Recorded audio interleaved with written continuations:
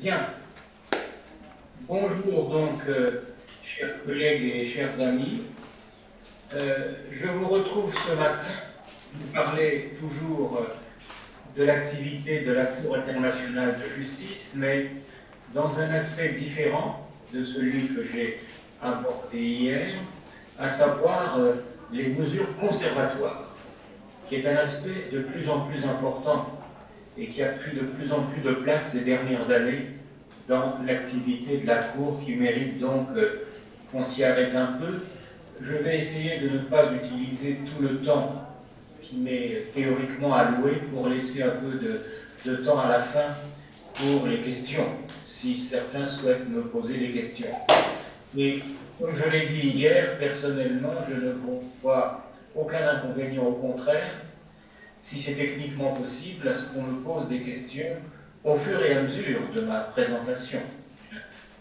J'accepte tout à fait d'être interrompu si on veut que je reprenne une explication ou que je complète ou que je précise tel ou tel point. Si c'est techniquement possible, s'il y a quelqu'un qui souhaite dans la salle poser une question, peut-être que Madame Krigis pourrait me faire un petit signe.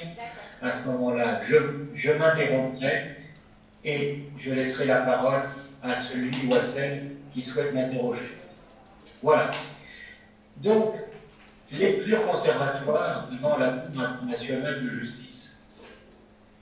Toutes les juridictions, ou presque toutes les juridictions du monde, connaissent des procédures d'urgence qui permettent au juge, lorsqu'il est saisi d'une affaire, de prononcer des mesures provisoires, qu'on appelle aussi des mesures conservatoires, et qui visent à préserver certains droits ou à préserver certaines situations en attendant la décision finale, c'est-à-dire le jugement qui sera rendu sur le fond.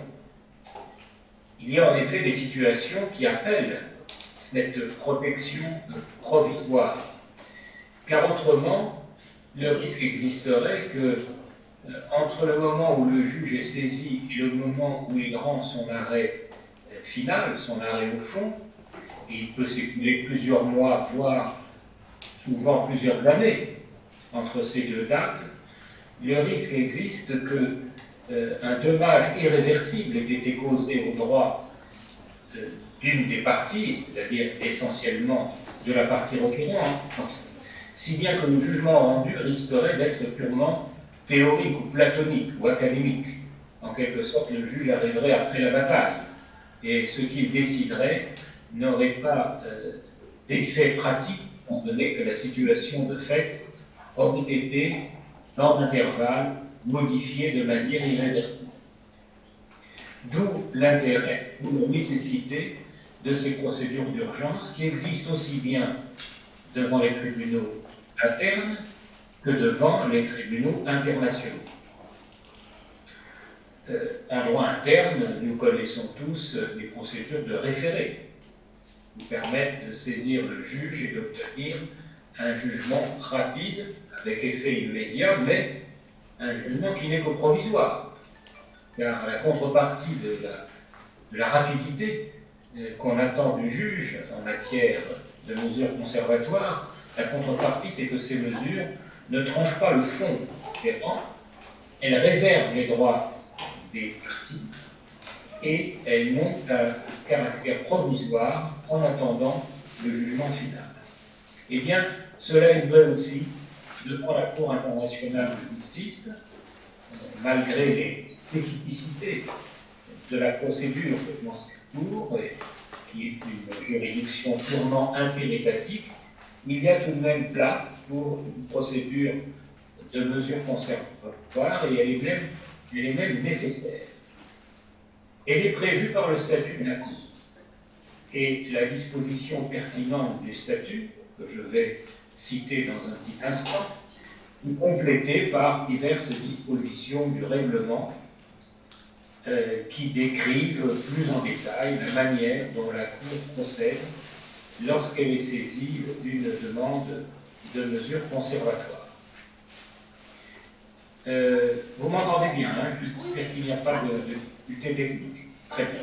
Je n'ai pas besoin de m'approcher du micro ou au contraire de me reculer. Je peux rester dans ma position actuelle. Je suis rassuré. Alors je continue. C'est l'article 41 du statut de la Cour qui prévoit la possibilité pour la Cour d'opposer des mesures conservatoires lorsqu'elle a été saisie d'une requête par un État ou un autre État. Donc nous sommes là dans le cadre d'une procédure dite contentieuse, le procès d'un État contre l'autre.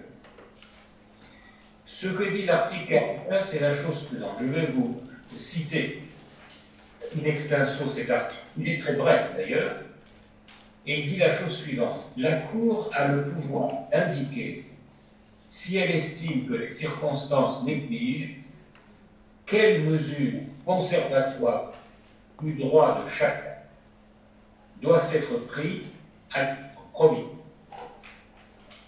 C'est tout. C'est bien sûr une disposition très générale, relativement indéterminée, et on voit bien qu'elle laisse à la Cour un large pouvoir discrétionnaire. Bien entendu, la Cour a interprété ces dispositions dans sa jurisprudence et elle a posé un certain nombre de conditions. Elle a encadré, en quelque sorte, l'exercice de ce pouvoir qui lui est conféré par le statut. Mais en tout cas, tel qu'il est rédigé, l'article 41 a un caractère relativement général, indéterminé, et elle laisse assez largement des mains libres à la Cour, ce qui, à mon avis, est de la part des rédacteurs du statut un choix tout à fait judicieux. C'est difficile, a priori, de vouloir trop encadrer les pouvoirs du juge en matière de mesures conservatoires. Mais comme je l'ai dit, la Cour elle-même, interprétant ces dispositions, a posé un certain nombre de règles, dans le détail desquelles je vais entrer dans quelques minutes. Pour le moment, restons sur l'article 41 tel qu'il est. La Cour, je répète, la Cour a le pouvoir d'indiquer, si elle estime que les circonstances l'exigent, quelles mesures conservatoires du droit de chacun doivent être prises à titre provisoire. Essayons un peu de commenter ce texte. D'abord, il y a le verbe indiquer. La Cour a le pouvoir d'indiquer quelles mesures, etc. Est-ce que cette indication que donne la Cour aux parties, que l'article 41 permet à la Cour de donner, est-ce que cette indication a un caractère juridiquement contraignant, juridiquement obligatoire à l'égard des parties, ou est-ce que c'est une simple recommandation? C'est une question qui n'est pas claire quand on lit, plutôt c'est une question dont la réponse n'est pas claire. Quand on lit l'article 41, tel qu'il est rédigé, il laisse planer une certaine ambiguïté, une certaine incertitude sur le point de savoir si les mesures en question sont indiquées par la Cour à titre de recommandation ou s'il y a une obligation juridique, une obligation légale pour les parties de se conformer à l'indication donnée par la Cour. Indication qui prend la forme d'une ordonnance. Les décisions de la Cour en matière de mesures conservatoires prennent la forme d'ordonnance et non pas d'arrêt ou de jugement. Ça ne change absolument rien d'ailleurs. La façon dont on appelle un acte judiciaire n'a généralement aucun effet sur sa nature et sur son caractère obligatoire ou non obligatoire. Ce n'est pas parce qu'on emploie le mot ordonnance que ça signifie en soi que c'est ou que ça n'est pas juridiquement obligatoire. Une ordonnance peut très bien contenir des mesures qui ont valeur de simple recommandation. Elle peut contenir des mesures qui sont de véritables décisions que les parties sont tenues d'appliquer. Donc, depuis le début, la Cour a appelé les décisions qu'elle rend en la matière ordonnances, mais ça ne préjuge en rien de leur caractère obligatoire ou non. Quant à l'article 41 du statut lui-même, il reste ambigu sur cette question. On peut dire que le verbe indiquer et le mot indication va plutôt dans le sens du caractère non contraignant. Le texte aurait pu dire « la Cour a le pouvoir d'ordonner », ou a le pouvoir d'enjoindre au parti de prendre telle et telle mesure. Là, on aurait clairement compris qu'il s'agissait de mesures juridiquement obligatoires. Mais en employant le terme « indiquer », l'article 41 paraît plutôt aller dans le sens du caractère non obligatoire. Mais si on lit la suite du texte, les choses sont déjà moins claires. La Cour a le pouvoir d'indiquer quoi? Elle a le pouvoir d'indiquer quelles mesures visant à conserver les droits des parties doivent être provisoires. La fin du texte comporte le verbe pouvoir, les mesures qui doivent être prises à titre provisoire. Donc, le pouvoir de la Cour consiste à indiquer, mais à indiquer quoi? À indiquer les mesures qui doivent être prises. Et évidemment, le verbe devoir, lui, oriente plutôt vers l'interprétation selon laquelle ces mesures conservatoires ont un caractère obligatoire pour une partie. Et ce ne sont pas de simples recommandations. Donc le texte, il appelle une interprétation en réalité. Eh bien, aussi étrange que ça puisse paraître, c'est assez tardivement que la Cour a eu l'occasion de clarifier ce point, c'est-à-dire de trancher cette question d'interprétation. Ça restait une question controversée sur le plan doctrinal. Il y avait une certaine tendance parmi les commentateurs qui étaient favorables au caractère obligatoire et d'autres au caractère simplement de recommandation ou indicatif. Et c'est seulement en 2001 que la Cour a elle-même tranché la question. Comment se fait-il qu'elle ait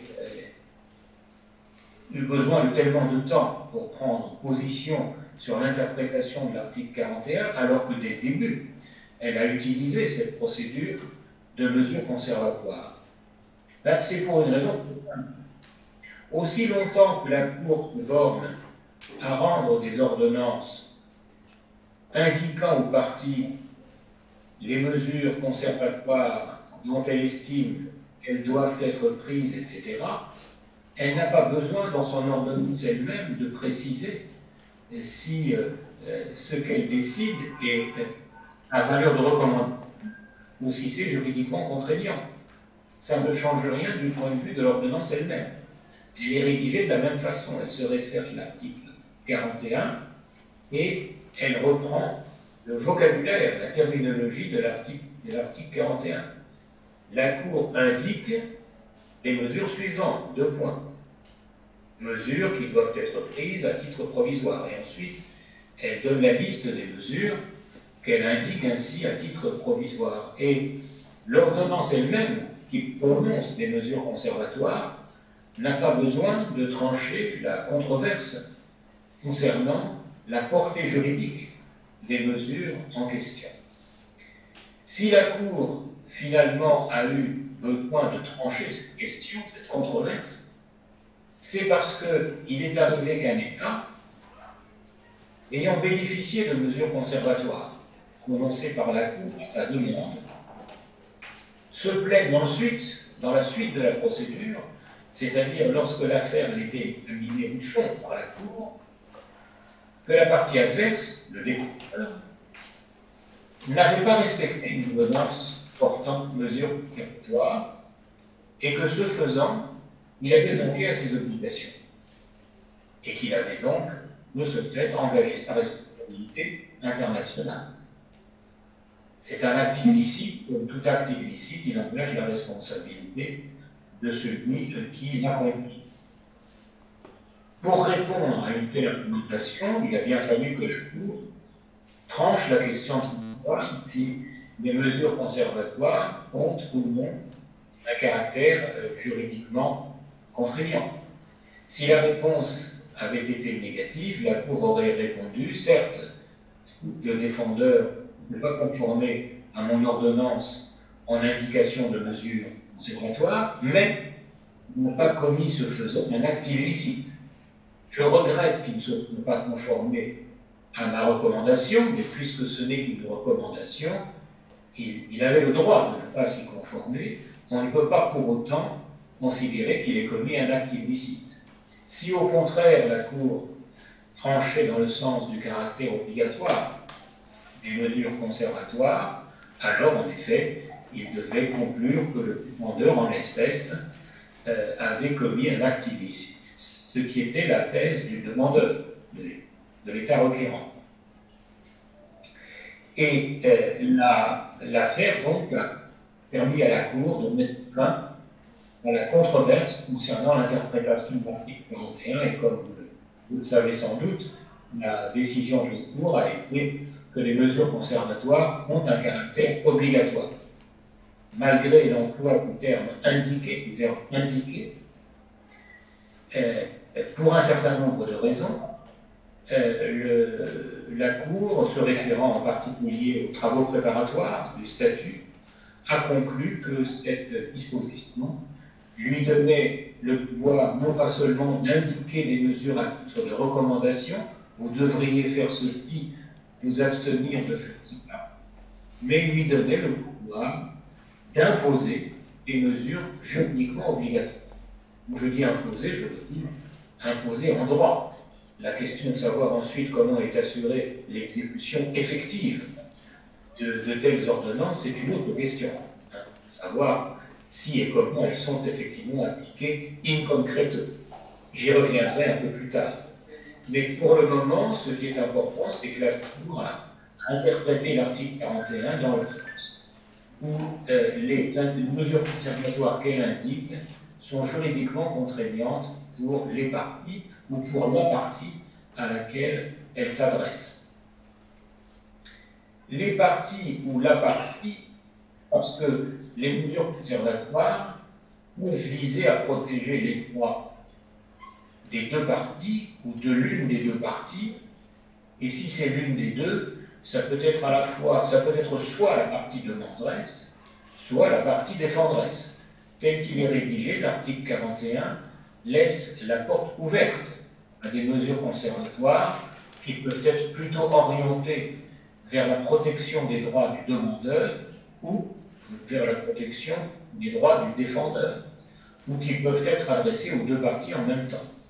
Je rappelle que l'article 41 dit les mesures conservatoires du droit de chacun. Chacun voulant dire chacun des deux États qui se présentent devant la Cour. C'est le sens du chacun. Chacune des parties. En pratique, c'est surtout la partie demanderesse, requérante, celle qui saisit la Cour, qui lui demande de prononcer des mesures conservatoires pour protéger ses propres droits en attendant l'arrêt final, l'arrêt sur le feu. Et bien entendu, il y a une certaine logique de cela. Généralement, le demandeur qui a intérêt à solliciter de la Cour une décision rapide, urgente, à titre provisoire, pour protéger ses droits. Mais rien n'empêche la Cour de destiner ces mesures conservatoires aussi bien à la protection des droits du demandeur que à la protection des droits du défendeur. Je vais prendre un exemple concret pour montrer à la fois l'importance de ces décisions d'urgence, leur nécessité dans certains cas, et la manière dont un État peut utiliser cette procédure pour faire protéger à titre provisoire les droits qu'il invoque. Cet exemple, je l'emprunte précisément à l'arrêt Lagrand, Allemagne contre États-Unis, qui a donné lieu à un arrêt de la Cour en 2001. Lagrand, c'est le nom de deux Allemands qui ont été arrêtés sur le territoire américain. Ils s'appelaient Lagrand, ce qui évoque plutôt évidemment un nom en consonant francophone, mais il se trouve qu'ils étaient des ressortissants allemands. Ils ont été arrêtés, accusés de meurtre aux États-Unis par la police et placés immédiatement en détention. Étant donné qu'il s'agit de ressortissants allemands, la Convention de Vienne sur les relations consulaires aurait dû leur ouvrir le droit, parce que c'est prévu par la Convention, de prendre contact avec leurs autorités consulaires, c'est-à-dire les autorités consulaires allemandes aux États-Unis, de manière à ce que les autorités consulaires accordent éventuellement une aide, une assistance. Ce n'est pas une obligation d'ailleurs pour l'autorité consulaire de venir au soutien, d'accorder son aide à ses ressortissants. Ce n'est pas une obligation en droit international, j'entends. Mais en tout cas, c'est un droit pour la personne arrêtée de demander à prendre contact avec ses autorités consulaires pour demander à cette autorité de lui aider, aide et assistance, par exemple, l'aider à trouver un avocat ou lui désigner un avocat qui pourrait défendre la personne dans la procédure pénale dirigée contre elle. Pénale en l'espèce, mais on n'est pas forcément, quand une personne est privée de liberté, ce n'est pas toujours dans le cadre d'une procédure pénale. Mais en l'espèce, il s'agit bel et bien d'une affaire pénale. Or, les autorités policières américaines, celles de l'État, je ne sais plus si c'était le Texas ou l'Arizona, enfin, un des États des États-Unis, les autorités policières, probablement dans l'ignorance du droit ouvert par la Convention de Vienne au bénéfice des étrangers arrêtés, ou peut-être délibérément, je n'en sais rien, mais plus probablement dans l'ignorance, ces autorités policières ne se sont pas conformées à la Convention. La Convention prévoit non pas seulement que la personne arrêtée a le droit de demander à contacter son consulat, la Convention prévoit même encore plus que cela, que l'autorité qui arrête la personne doit l'informer de son droit à contacter son consulat. Il n'est pas nécessaire d'attendre que ça vienne de la personne elle-même, la personne qui a été arrêtée. On doit l'informer que, si elle le souhaite, elle a le droit de prendre contact avec ses autorités consulaires.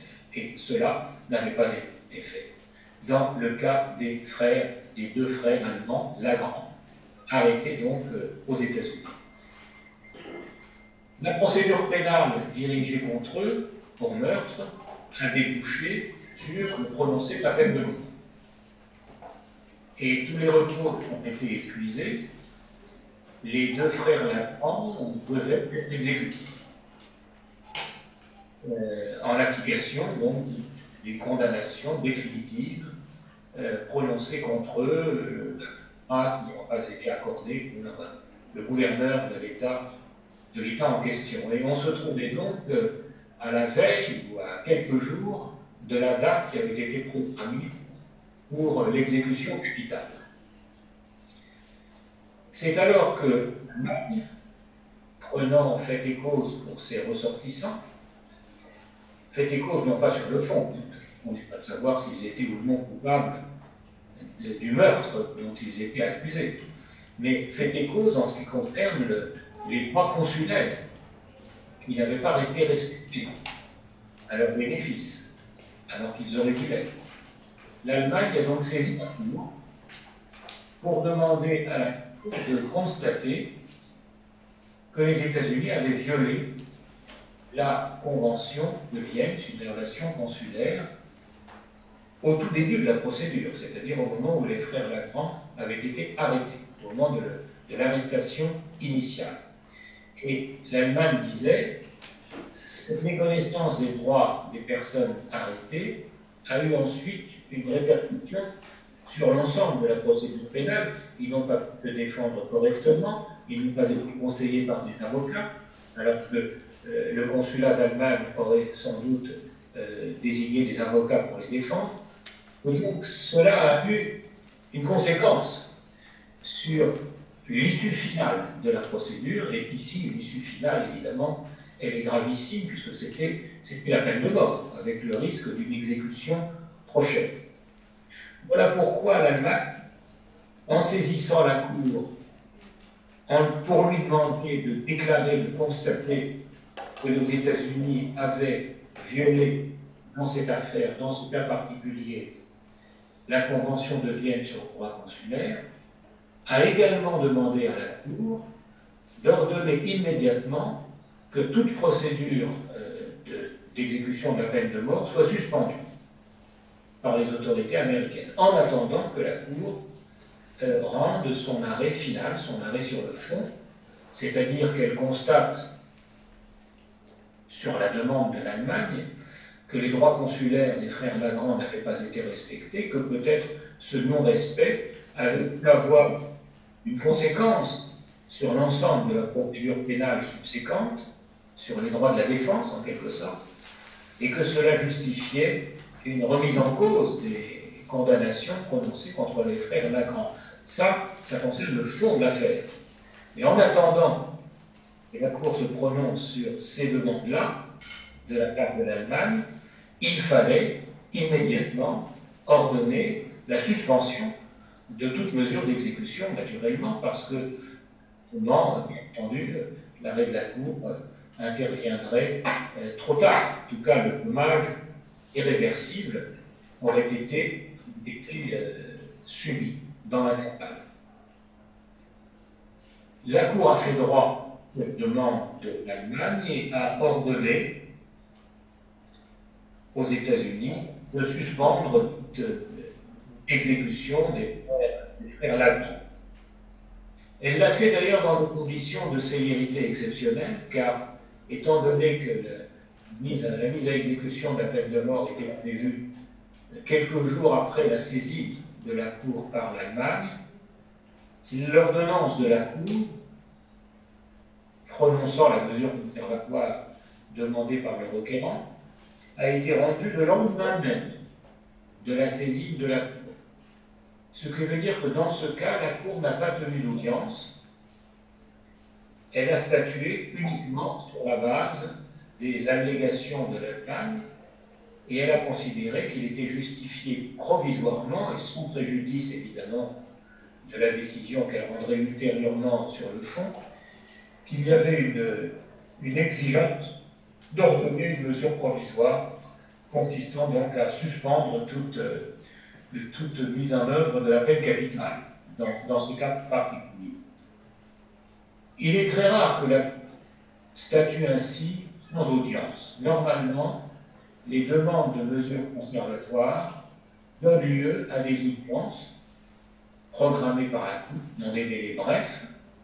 Les parties sont invitées à venir plaider. La partie requérante prend évidemment sa demande et vous la développer. Et le défendeur va répondre aux arguments du demandeur, au moins sur les questions qui sont pertinentes au regard des mesures conservatoires, c'est-à-dire est-ce qu'il y a urgence à ordonner telle ou telle mesure, etc. Je reviendrai dans un instant sur les conditions pour pouvoir ordonner des mesures conservatoires, pouvoir les obtenir. Mais pour le moment, je voudrais simplement souligner que la procédure que suit la Cour est normalement une procédure orale en la matière, donc avec des audiences, et que l'ordonnance n'est rendue qu'après que les parties ont été entendues par la Cour à l'audience. L'affaire Lagrand est à cet égard une exception. La Cour a constaté que rien dans l'article 41 du statut ne l'obligeait à tenir des audiences avant de rendre une ordonnance en mesure conservatoire, et compte tenu du fait qu'on lui disait, ce n'était pas contesté, que l'exécution pouvait intervenir d'un jour à l'autre, l'exécution des deux condamnés, la Cour a estimé qu'elle pouvait statuer uniquement sur la base d'une procédure écrite, ce qui lui a permis de rendre son ordonnance, comme je l'ai dit, le lendemain de la date à laquelle elle a été saisie. D'ailleurs, cette ordonnance n'a pas été suivie des faits, puisqu'elle n'a pas empêché la mise en œuvre de l'exécution capitale par les autorités américaines. En tout cas, cet exemple montre bien que dans certaines affaires, on ne peut pas se passer de la possibilité pour le requérant de solliciter des mesures conservatoires. Quelques années plus tard, la même situation est présentée à peu près dans une affaire opposant l'Inde au Pakistan, l'affaire Jadhav, qui concernait un ressortissant indien arrêté pour le territoire pakistanais, jugé et condamné à mort pour espionnage. Recevabilité. Je dirais que la position internationale de justice face à une telle contestation soulevée encore une fois au stade de la demande d'une mesure conservatoire, c'est une position intermédiaire. Elle ne consiste pas à dire il faut que la Cour examine cette exception d'irrecevabilité et seulement si elle la rejette, elle peut alors ordonner une mesure conservatoire. Elle ne consiste pas non plus à dire la question de recevabilité n'a pas d'importance. Au stade des mesures conservatoires, nous allons tout simplement écarter l'objection comme étant inopérante. La position de la Cour est entre les deux. Elle consiste à dire que la Cour doit tout de même assurer qu'elle possède une compétence prima facie ou que la requête est prima facie recevable. Prima facie, encore une fois, ça veut dire à première vue, ça veut dire en apparence. Et donc, ça, en quelque sorte, ça indique un degré de contrôle intermédiaire. Ce n'est pas qu'on se désintéresse complètement de la question, on ne l'écarte pas, mais on ne souhaite pas non plus la trancher complètement à ce stade.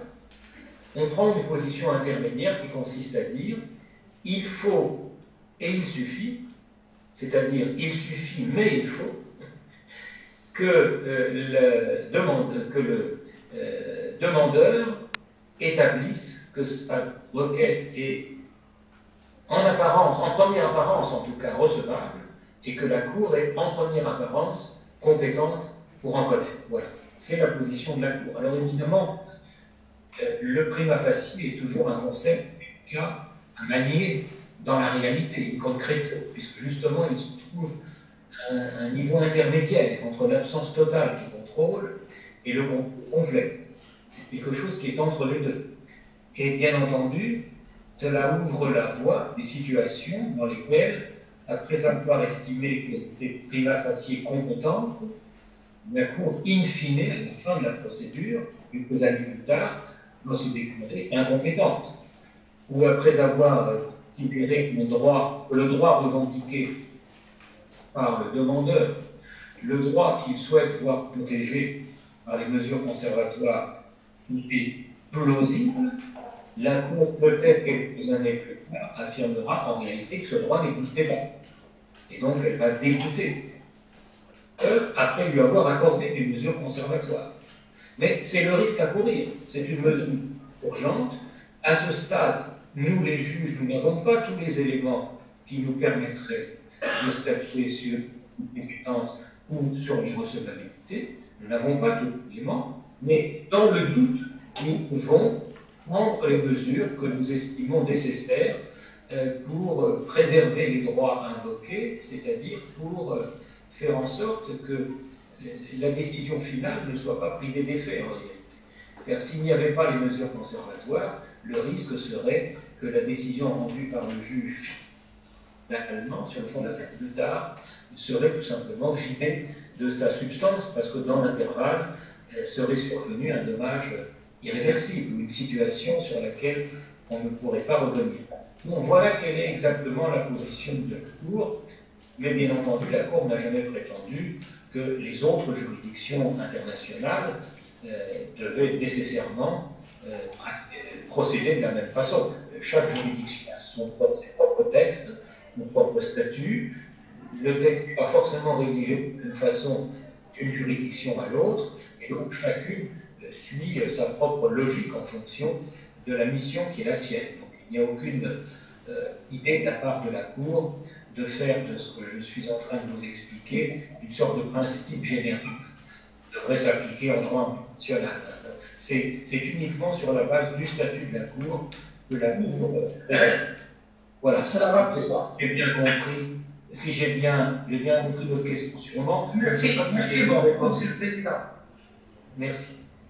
Alors, justement, je vais vous donner un exemple d'une affaire dans laquelle la Cour a estimé qu'un droit était plausible et a ordonné des mesures conservatoires pour le protéger, alors qu'à la fin, quand elle a rendu son arrêt sur le fond, elle a statué dans le sens que ce droit n'existait pas en réalité. Et elle a débouté le demandeur. C'est l'affaire Qatar contre Émirats Arabes Unis que j'ai déjà mentionné hier. Le Qatar, se fondant sur la Convention Sièvres, Convention pour l'élimination de la discrimination raciale, a saisi la Cour pour se plaindre de certaines législations et de certaines pratiques administratives des Émirats visant à restreindre les droits des ressortissants qatariens aux Émirats. Par exemple, limiter l'accès des étudiants de nationalité qatari dans les universités des Émirats, interdire l'accès du territoire aux personnes ayant la nationalité du Qatar, etc. etc. Et là, le Qatar a demandé à la Cour d'ordonner des mesures provisoires pour protéger certains droits des ressortissants qatariens. Par exemple, elle a demandé à la Cour d'ordonner aux Émirats de permettre aux étudiants du Qatar inscrits dans des universités des Émirats Arabes Unis de terminer en tout cas l'année universitaire en cours. Nous étions au milieu de l'année universitaire, il fallait permettre, disait le Qatar, aux étudiants qatariens de poursuivre leurs études en cours au moins pendant l'année universitaire.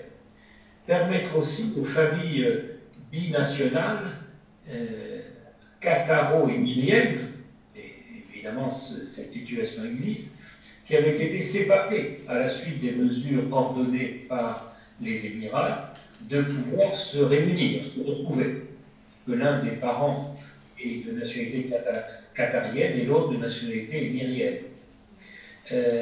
Permettre également que les Qatariens, souhaitant contester les mesures prises à leur égard, puissent avoir accès aux tribunaux des Émirats pour faire valoir leurs droits, puissent avoir accès à la justice. Voilà certaines mesures et quelques autres que le Qatar demandait à la Cour d'ordonner. Pour que la Cour puisse ordonner de telles choses, de telles mesures, il fallait qu'elle appuie le caractère plausible du droit invoqué par le Qatar. Le droit invoqué par le Qatar, ici, c'est le droit pour les ressortissants qatariens à ne pas être soumis à des traitements discriminatoires de la part des autorités des Émirats. Et ce droit a été revendiqué par le Qatar sous la marque de la Convention Sièvres, la Convention pour l'élimination de la discrimination raciale, ce qui renvoyait à la question de savoir si cette convention avait pour objet de prohiber des différences de traitement fondées sur la nationalité et pas seulement des différences de traitement fondées sur la couleur, la race, la mobilité nationale ou ethnique. À moins qu'on interprète la notion d'origine nationale comme englobant la nationalité, auquel cas les traitements discriminatoires selon la nationalité se trouvaient eux aussi englobés dans le champ d'application de la Convention Sièvres. Donc il y avait là une question d'interprétation délicate que la Cour n'avait jamais tranchée dans sa jurisprudence antérieure. Et il soulevait la question du bien fondé du droit revendiqué par le Qatar devant la Cour. Le droit que ses citoyens ne soient pas discriminés par la législation, par les pratiques administratives des Émirats, pour la seule raison qu'ils sont des citoyens de nationalité qatari. Eh bien, la Cour a jugé, dans son ordonnance de mesure conservatoire qu'elle a rendue en juillet 2018, donc au début de la procédure, Elle a jugé que le droit revendiqué par le Qatar était un droit suffisamment plausible pour qu'elle ordonne les mesures provisoires qui lui étaient demandées, ou en tout cas pour qu'elle ordonne certaines de ces mesures provisoires. Elle en a écarté un certain nombre, mais elle en a retenu 3 qu'elle a incorporés dans le dispositif de son ordonnance. Ce sont ceux que j'ai mentionnés il y a un instant. Que les étudiants qatariens puissent terminer l'année en cours, que les familles binationales puissent être réunies et que les ressortissants qatariens puissent avoir accès aux tribunaux des Émirats pour faire valoir leurs droits. Elle a retenu ces 3 mesures et elle a ordonné aux Émirats arabes unis de se conformer à ces 3 demandes, à ces 3 indications de sa part. Pour cela, elle a indiqué dans les motifs de son ordonnance qu'à ce stade, elle estimait que les droits revendiqués par le Qatar étaient plausibles. Ça ne veut pas dire qu'ils étaient fondés. En réalité, la Cour avait des doutes sur le bien fondé de la position juridique du Qatar, c'est-à-dire de l'interprétation proposée par le Qatar de la Convention Sienne. Mais elle a estimé que c'était suffisamment plausible, défendable en quelque sorte, on pourrait dire plaidable, pour que ça justifie l'octroi de mesures conservatoires. Probablement, elle a été influencée dans ce sens par le fait que le comité du Siège, le comité des Nations Unies contre la discrimination raciale, c'est-à-dire ce comité spécialisé créé par la Convention pour en assurer le suivi, pour superviser son application, avait, dans sa jurisprudence, estimé que les discriminations fondées sur la nationalité entraient dans le champ de la Convention. Elle l'avait même dit à propos, justement, du différend qui venait de surgir entre le Qatar et les Émirats. Il y avait un avis du comité du Siège qui considérait comme recevable la plainte du Qatar dirigée contre les Émirats dans le contexte exactement des mêmes mesures que celles qui étaient critiquées devant la Cour. Donc, le simple fait qu'un organe de cette nature ait pris une position favorable en principe, aux thèses qataries rendait difficile pour la Cour de déclarer que le droit invoqué du Qatar n'était pas plausible. Disons que cet élément allait plutôt dans le sens de la plausibilité du droit en cause, que la Cour a admis, a accepté, tout en réservant la position qu'elle prendrait finalement sur les questions soulevées. Et comme je vous l'ai dit hier, quelques années plus tard, la Cour a rendu son arrêt au fond, l'affaire Qatar et Émirats. Je crois que c'était 2 ans ou 3 ans plus tard, en 2021. La Cour a rendu son arrêt au fond, dans lequel elle dit que la Convention Sienne ne s'applique pas aux différences de traitement fondées sur la nationalité. Et qu'en l'espèce, la législation des Émirats était fondée sur le critère de la nationalité, à la mesure où elle écartait de certains droits ou imposait certains traitements aux ressortissants qatariens sur la base de leur nationalité et non pas sur la base d'une origine nationale, et encore moins sur la base de la race, de la couleur, etc. Ce qui fait que finalement, le Qatar a perdu l'affaire devant la Cour, lorsque la Cour a rendu son arrêt final. D'ailleurs, la Cour a rendu un arrêt final qui se présente comme un arrêt d'incompétence, car comme je vous l'ai expliqué hier, lorsque la Cour estime que les griefs soulevés par le demandeur n'entrent pas dans le champ d'application rationnel matériel du traité, elle considère tout simplement qu'elle est compétente.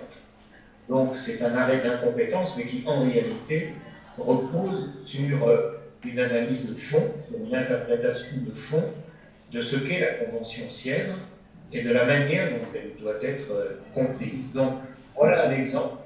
Il y a eu bel et bien une ordonnance de mesures conservatoires, suivie ensuite d'un arrêt final, l'arrêt final de la Cour, dans un sens contraire.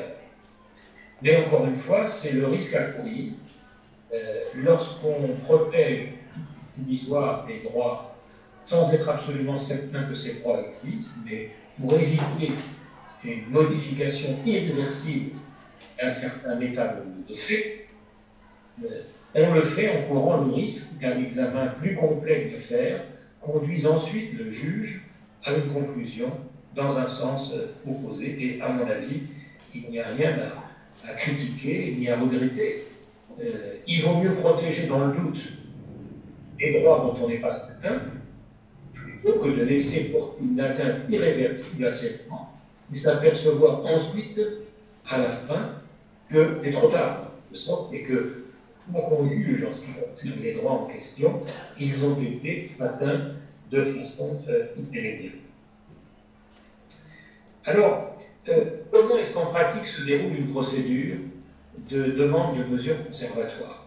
D'abord, comme je vous l'ai dit, ce sont les parties qui saisissent la Cour, et le plus souvent, c'est la partie requérante qui saisit la Cour en lui demandant d'ordonner des mesures conservatoires pour protéger ses droits. Théoriquement, la Cour pourrait d'office prononcer de telles mesures. En pratique, elle attend plutôt que les parties le lui demandent, sachant, comme je l'ai dit, je n'y reviens pas, qu'elle n'est pas liée par les limites exactes des demandes que les parties lui soumettent, et qu'elle peut très bien aller au-delà de ces demandes en matière de mesures conservatoires. Donc il y a d'abord une requête à fin de mesures conservatoires qui est en général annexée à la requête principale. Le plus souvent, en même temps qu'un État saisit la Cour de sa requête principale au fond, cet État demande à la Cour, une demande accessoire en quelque sorte, d'ordonner dans l'urgence, le plus vite possible, des mesures conservatoires en indiquant quelles mesures et en indiquant pourquoi il existe une urgence à ce que la Cour ordonne ces mesures. En pratique, la Cour organise alors des audiences pour entendre les parties sur la demande de mesures conservatoires. Uniquement là-dessus. Pas encore sur le fond de l'affaire, mais sur la demande de mesures conservatoires. Sachant évidemment que le fond n'est pas complètement absent et ce stade, puisqu'il faut que le droit revendiqué soit plausible, ce qui suppose un certain examen du fond, donc un minimum d'examen du fond. Mais l'audience qui est convoquée par la Cour vise uniquement à discuter de la question des mesures conservatoires. Exceptionnellement, la Cour peut même, je l'ai dit, sans audience, uniquement sur la base de la demande écrite, ordonner une telle mesure. C'est ce qu'elle a fait dans l'affaire Lemran, en 24 heures, sans audience, tout simplement parce que le risque existait, et malheureusement, il s'est réalisé, et que la peine de mort soit appliquée dans un délai de 24 ou de 48 heures. Mais en général, donc, la procédure prévoit l'organisation d'une audience. Dans quel délai? Ça peut être d'un délai allant, je dirais, d'une semaine à quelques semaines, d'une semaine à un mois. Pour prendre deux exemples concrets et relativement récents, dans l'affaire Inde au Pakistan, l'affaire Jadhav, la Cour a tenu audience une semaine après avoir été saisie par l'Inde. Donc les deux parties ont envoyé des délégations à La Haye pour plaider sur cette affaire une semaine exactement après l'introduction de l'instance, et la Cour a rendu ordonnance 3 jours après les audiences. Donc au total, il s'est écoulé 10 jours entre l'introduction de la demande et la décision sur les mesures conservatoires.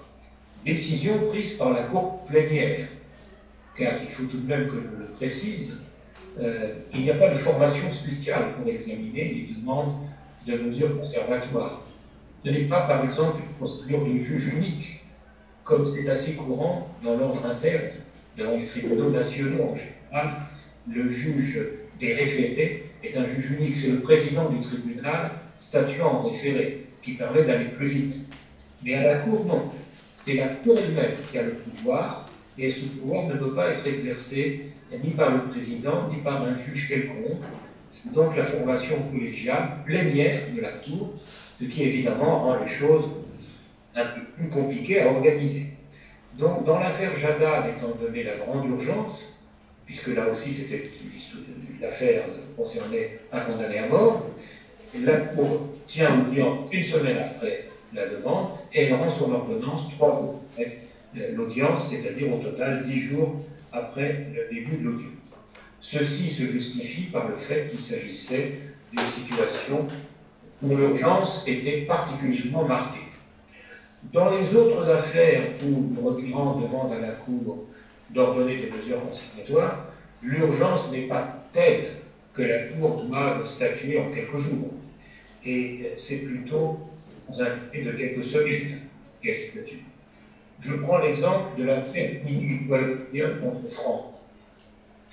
Il y a quelques années, la Guinée équatoriale se plaignait de ce que des locaux, un bâtiment, un hôtel particulier situé à Paris, et qu'elle affirmait être le siège de son ambassade, était menacé de mesures de perquisition, de saisie ou de confiscation par la justice française. La justice française estimant que cet hôtel particulier avait été acheté par de l'argent issu de corruption ou de détournement de fonds publics par des personnes de la Guinée équatoriale. La France contestait que ce bâtiment ait le caractère de locaux diplomatiques au sens de la Convention de Vienne.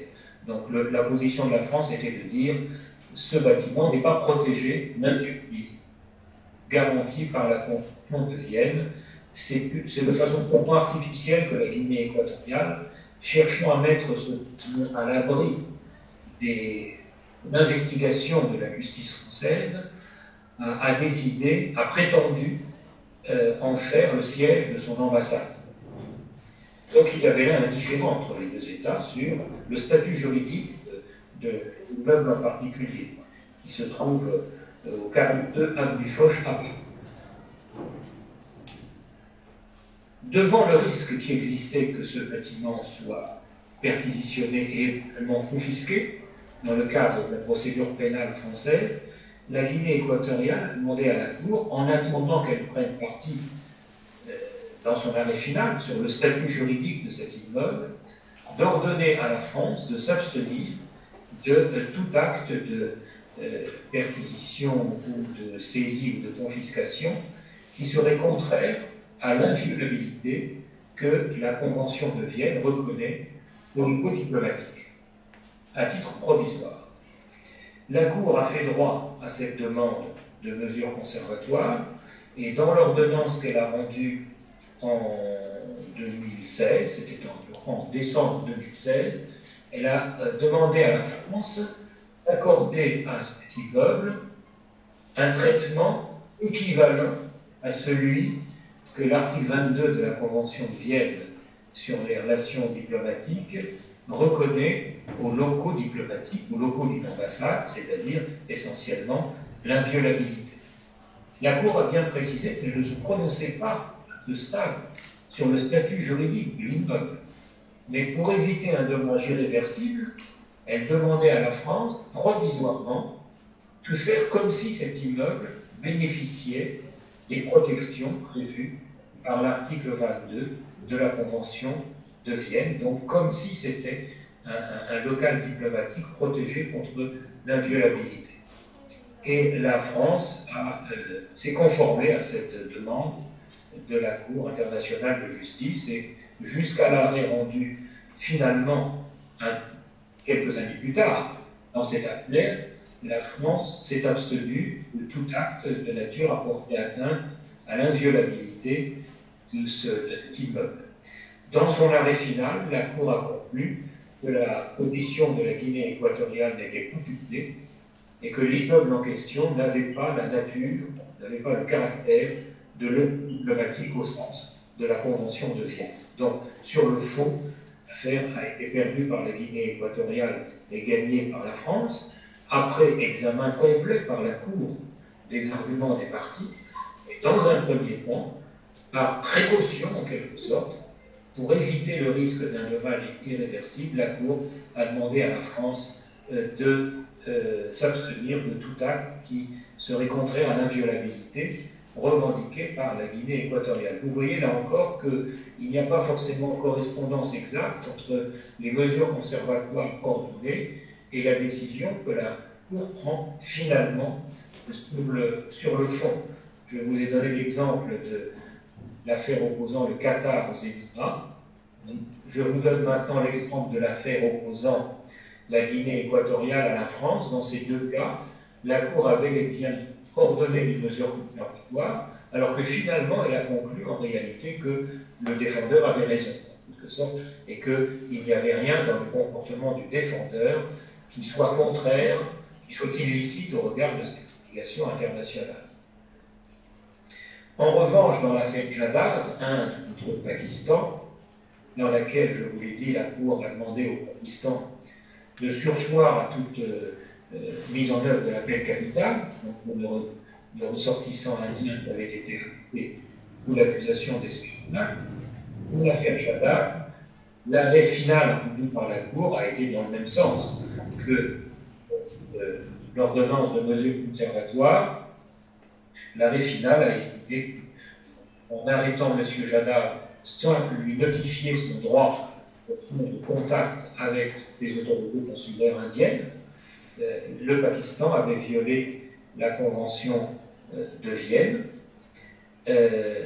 Ce qui était contesté par le Pakistan avec un argument qui est un argument de fond relatif à l'interprétation de la Convention de Vienne sur les relations consulaires, qui était de dire le droit pour une personne arrêtée de prendre l'attache de son consulat pour obtenir l'assistance de des autorités consulaires ne s'applique pas lorsque la personne est accusée d'un acte d'espionnage, d'activité d'espionnage.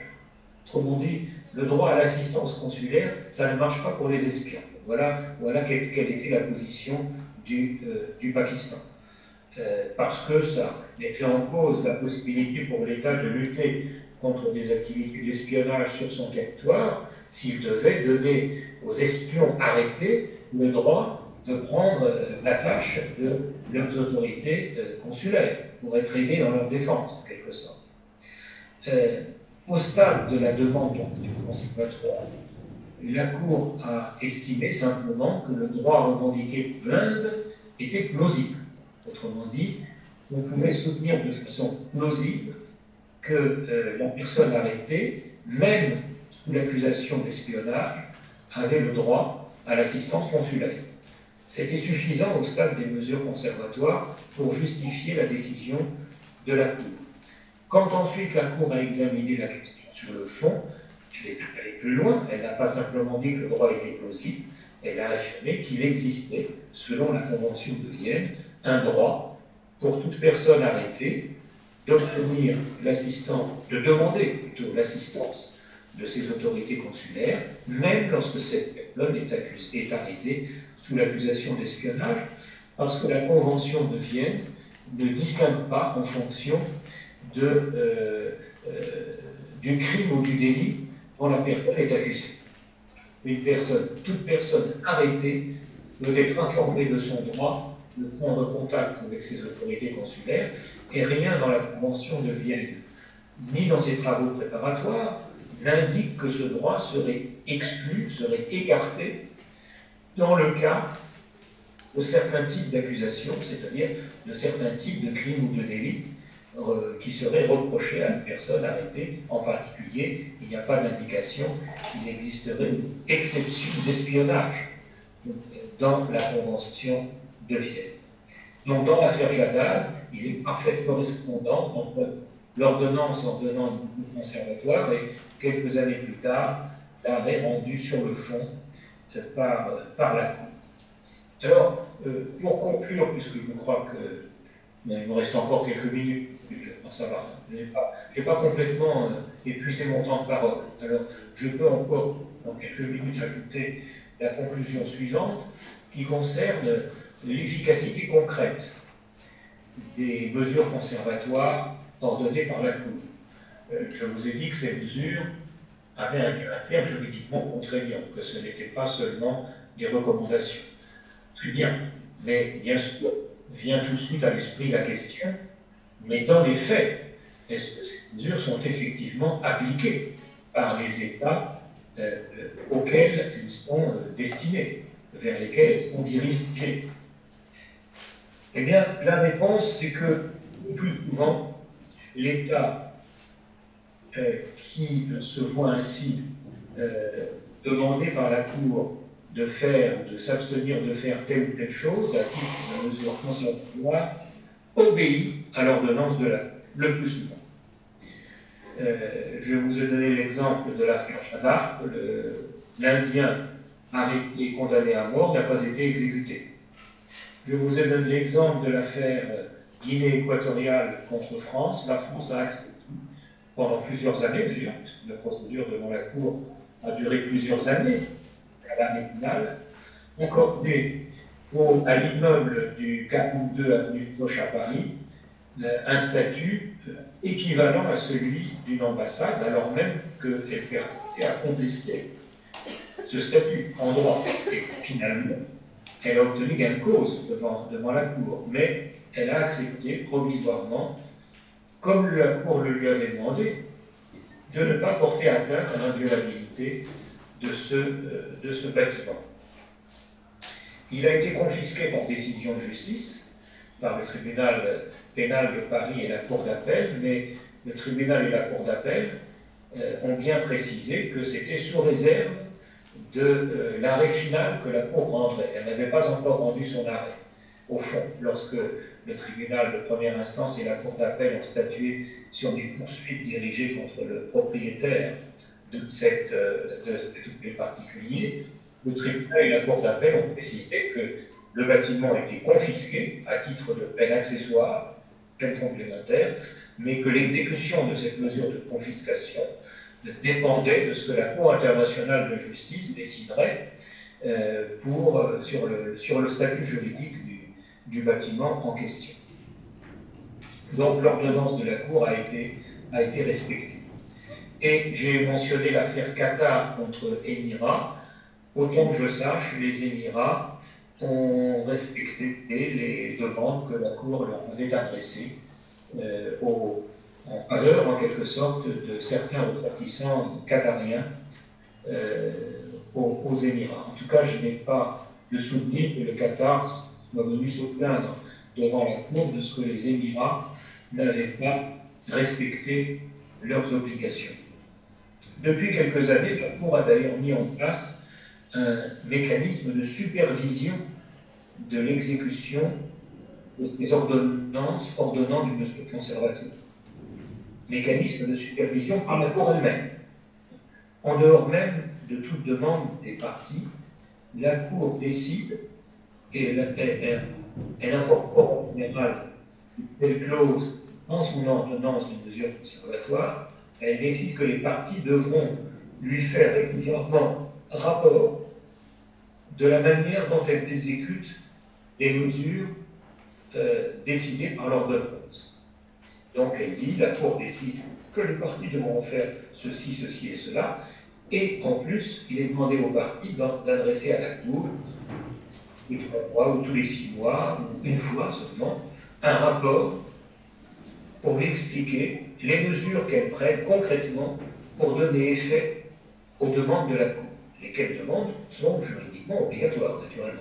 Donc on demande aux parties, en quelque sorte, de faire rapport à la Cour de ce qu'elles exécutent complètement et correctement les mesures demandées par la Cour, et il peut arriver à la Cour, mais ceci, ça fait partie, je dirais, de la cuisine interne, de désigner quelques-uns de ses membres, par exemple le comité de 3 juges, spécialement chargés d'étudier les rapports que les parties lui adressent et éventuellement de proposer à la Cour, puisqu'elle en a le pouvoir, même d'office, de prendre des mesures complémentaires s'il apparaît que les mesures conservatoires ne sont pas correctement appliquées. La Cour pourrait d'office s'adresser aux parties et lui imposer des obligations complémentaires. Donc il y a un mécanisme de supervision que la Cour elle-même a mis en place pour la bonne application de ces mesures. Cela dit, supervision ou pas supervision, obligatoire ou pas obligatoire, en dernière analyse, tout repose évidemment sur la bonne foi et sur la bonne volonté des États. Il est clair que si un État a décidé de ne pas respecter les mesures conservatoires qui lui ont été ordonnées, peu importe que ces mesures conservatoires soient juridiquement obligatoires, et peu importe que la Cour mette en place ou non un mécanisme de supervision, si l'État décide de ne pas agir de bonne foi et de ne pas appliquer les mesures qu'il devrait appliquer pour se conformer à ses obligations internationales, il est clair que personne ne peut l'y contraindre. En tout cas, pas la Cour elle-même, naturellement, qui n'a pas de pouvoir, qui n'a pas sa police, qui n'a pas son armée. D'ailleurs, aucune Cour ne possède sa propre police pour faire ses propres décisions. Mais pour le reste, le statut de la Cour ne prévoit pas de mécanisme particulier pour faire exécuter les ordonnances de mesures conservatoires. Ce qui se comprend très bien, si l'on songe qu'à l'époque où le statut a été rédigé, la question du caractère obligatoire de ces ordonnances était loin d'être évidente. Et les rédacteurs du statut n'ont probablement pas entendu la trancher. Donc, dans le doute où on se trouvait sur le caractère obligatoire de ces mesures, évidemment, l'idée ne venait pas d'introduire dans le statut de la Cour, ou dans la charte, dans quelques documents, disons, juridiquement contraignants, un mécanisme permettant de contraindre un État à se conformer aux mesures conservatoires, comme cela existe pour les arrêts. Pour les arrêts de la Cour, les arrêts rendus sur le fond par la Cour, le statut, la charte et le statut prévoient un mécanisme, même s'il reste assez théorique, mais en tout cas il est prévu dans les textes, c'est la possibilité pour un État de saisir le Conseil de sécurité pour se plaindre au Conseil de sécurité de ce que l'autre État n'applique pas correctement l'arrêt rendu par la Cour. Et dans ce cas, le Conseil de sécurité a le pouvoir de prendre toutes les mesures qu'il estime nécessaires pour assurer l'exécution complète de l'arrêt. Un tel mécanisme, d'ailleurs qui reste très théorique, même en ce qui concerne les œuvres, n'existe pas du tout en ce qui concerne les ordonnances de mesures conservatoires. Mais ça n'empêche pas, dans les faits, ces ordonnances sont le plus souvent respectées. Une chose est de savoir s'il y a des mécanismes permettant de contraindre un État récalcitrant à se conformer à ses obligations. Autre chose est de savoir si, dans les faits, les États se conforment à leurs obligations. Et s'agissant des mesures conservatoires, la réponse est généralement oui. Je dis généralement parce que, malheureusement, il y a des cas où l'État n'a pas donné suite à la demande de la Cour de mesures conservatoires. Et je vous ai cité l'exemple de l'affaire Lagrand. Dans ces ressortissements allemands se font vu appliquer la peine de mort, alors même que la Cour pouvait demander aux États-Unis de surseoir à toute exécution capitale.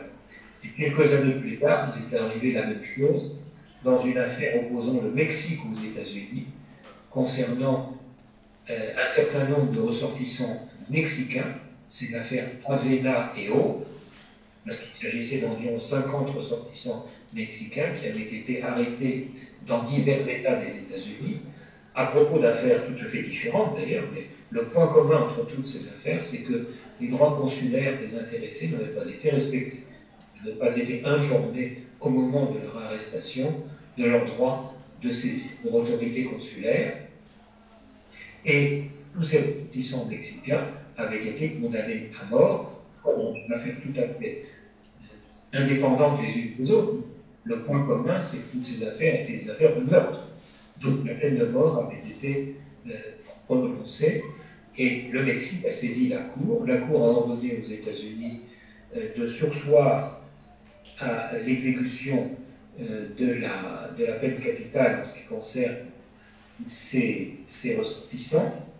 Puis ensuite, dans son arrêt final, la Cour a confirmé en quelque sorte son point de vue en déclarant que les États-Unis avaient violé la Convention sur les droits consulaires et que les États-Unis étaient en conséquence tenus de réexaminer les condamnations prononcées à l'égard des intéressés, non pas de les annuler, mais simplement, et de les remettre en liberté, hein, mais de réexaminer ces condamnations, et si il y avait une raison de penser que la violation des droits consulaires avait pu exercer un effet sur l'issue finale de la procédure pénale, d'accorder un nouveau procès condamné, le droit à un nouveau procès, le droit à être rejugé.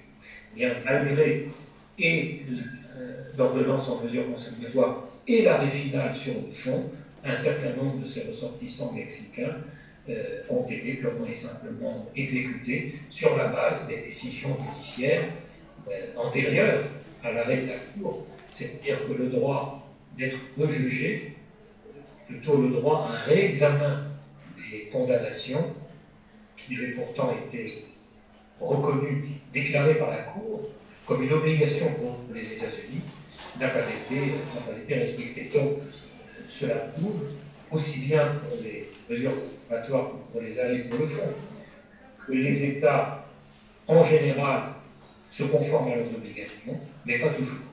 Et que lorsqu'ils ne s'y conforment pas, malheureusement, il n'y a pas de procédé suffisamment efficace, et il ne peut guère y en avoir, vu de ce qu'est la société internationale, il ne peut guère y en avoir, des procédures efficaces permettant, dans tous les cas, d'obliger l'État récalcitrant à se conformer à ses obligations.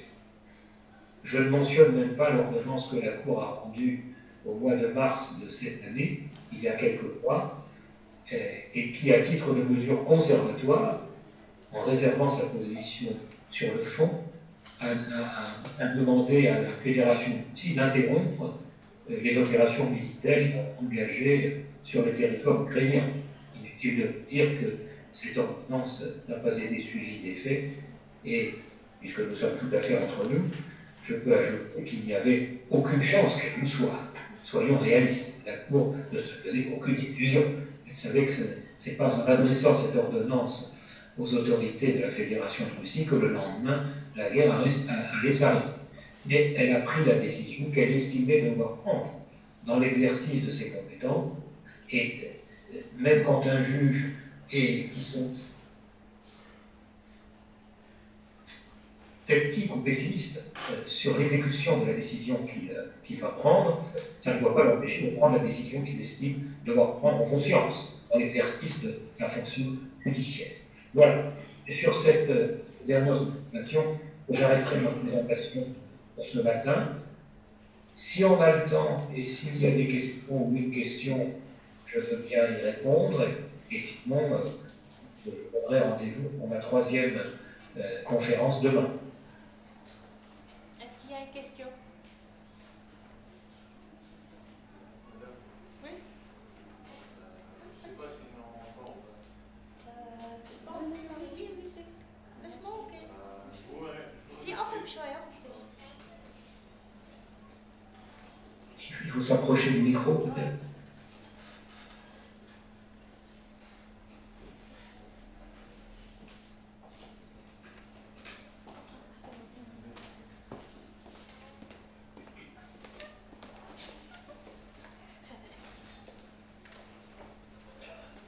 Tout d'abord, je vous remercie pour ces informations très pertinentes que vous venez d'évoquer. Juste une petite question à propos le point que vous avez évoqué concernant les mesures provisoires ou conservatoires. Pour moi, je pense que est-ce qu'il y a un moyen de recours contre ces mesures provisoires pour les États lorsque ces mesures provisoires sont prises? Est-ce que les États peuvent recourir ou bien se défendre à travers un moyen de recours ou quelque chose comme ça? Merci. Merci. Alors, l'ordonnance de mesures conservatoires ne peut pas faire l'objet d'un appel. puisque, comme vous le savez, d'une façon générale, les décisions rendues par la Cour sont des décisions sans appel, puisqu'il n'y a pas de cour d'appel au-dessus de la Cour internationale de justice. Donc il n'y a pas d'appel comme en droit interne. Une ordonnance de référé rendue par le président du tribunal peut être attaquée devant la Cour d'appel, par exemple. Mais en droit international, comme la Cour internationale ne comporte qu'un seul degré de juridiction, il n'y a pas de possibilité de contester l'ordonnance en faisant appel. En revanche, l'État vers lequel a été dirigée la demande de mesures conservatoires peut à tout moment demander à la Cour de modifier son ordonnance, c'est-à-dire par exemple de supprimer telle ou telle mesure qu'elle avait précédemment ordonnée, sur la base d'un changement dans la situation. Voilà. Si la situation de fait a évolué depuis que l'ordonnance a été rendue, la Cour peut modifier son ordonnance, soit pour l'étendre, pour la renforcer en quelque sorte, ça ce sera plutôt le demandeur qui va lui demander, soit au contraire pour la restreindre, pour mettre fin à certaines mesures, c'est plutôt le défendeur qui va lui demander ça, mais pour cela il faudra démontrer à la Cour qu'il existe un changement de situation ou un changement dans les circonstances de fait qui justifie de modifier les mesures précédemment ordonnées par l'ordonnance. Voilà ce que je peux répondre à la question. Donc, pas de voie d'appel, mais une possibilité de demander un changement, une modification de l'ordonnance sur la base de circonstances nouvelles. Merci. Est-ce qu'il y a d'autres questions ?